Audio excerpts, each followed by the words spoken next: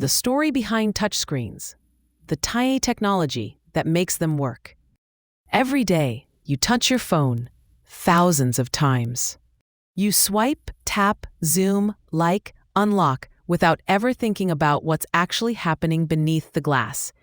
But here's the twist. Every single tap you make is read by an invisible web of tiny electrical fields. Fields so small, they're measured in millionths of a meter. And the entire touchscreen revolution? It all depends on a thin, transparent film. Just 1/1000th the thickness of a credit card. Today, we're exploring the tiny technology that makes touchscreens work. And trust me, this story is way more fascinating than you think. Before touchscreens took over the world, our devices relied on buttons. Lots and lots of buttons. That brought 3 big problems. They broke easily. They limited design. They wasted precious space. Manufacturers wanted something magical, a screen you could interact with directly, without a mouse, keyboard, or stylus. Early scientists did try touch input. But those screens were bulky, inaccurate, and required pressure, like trying to use a soft plastic window as a button.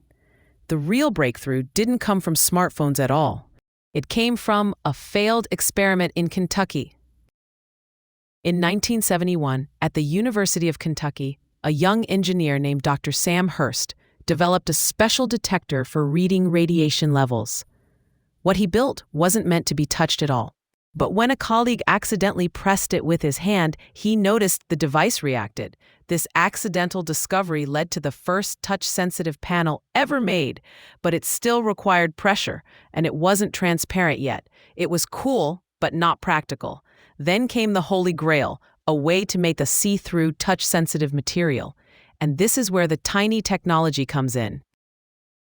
Inside your phone, below the glass, is a layer made of a magical material called Indium Tin Oxide, ITO for short. It's one of the strangest materials on Earth. It conducts electricity like a metal, but it's transparent like glass. That combination is insanely rare, and it's the reason every modern touchscreen exists. Engineers paint ITO onto glass in microscopic, grid-like patterns. Each intersection in that grid becomes a tiny electrical sensor. And here's the magic. Your finger is electrically conductive. When you touch the screen, you disturb the electric field at that exact point. The sensors detect the change instantly, calculate your finger's position, and translate it into a tap, swipe, or pinch. It happens in about 10 milliseconds, faster than the blink of an eye. How touch actually works. There are 2 main types of touch screens. Resistive touch, old ATMs, Nintendo DS, early phones.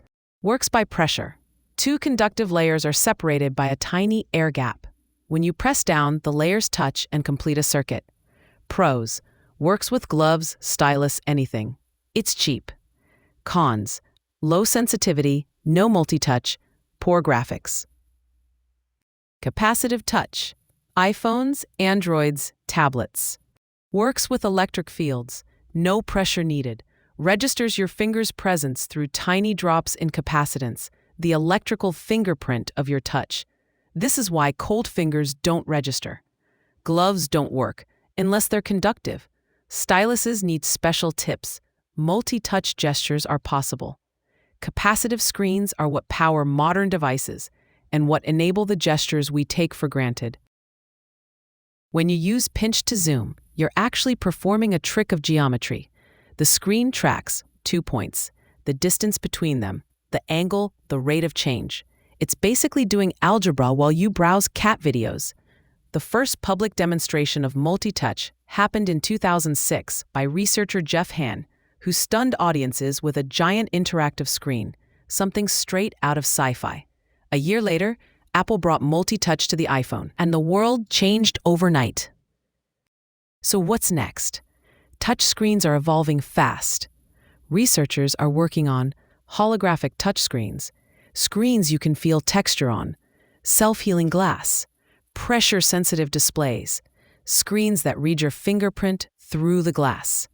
And some engineers are already designing something even more futuristic. Screens that respond to your hand before you touch them. using electric fields projected above the glass. Imagine scrolling without touching the screen at all. The future is close. So the next time you tap your phone, remember that beneath your fingertip lies a world of tiny invisible circuits, a thin layer of indium tin oxide, directing electric fields, measuring microscopic changes, and translating your gestures into miracles of modern technology. Touchscreens feel simple, but behind the glass is a symphony of physics, chemistry, material science, and tiny technology that changed the world forever. If you enjoyed this video on everyday tech, tap subscribe and join our growing community of curious minds. We explore the secret history behind the objects you use every single day, and you don't want to miss what we uncover next. Before you go, subscribe for more episodes like this and drop a comment telling me the one everyday object you want me to investigate next.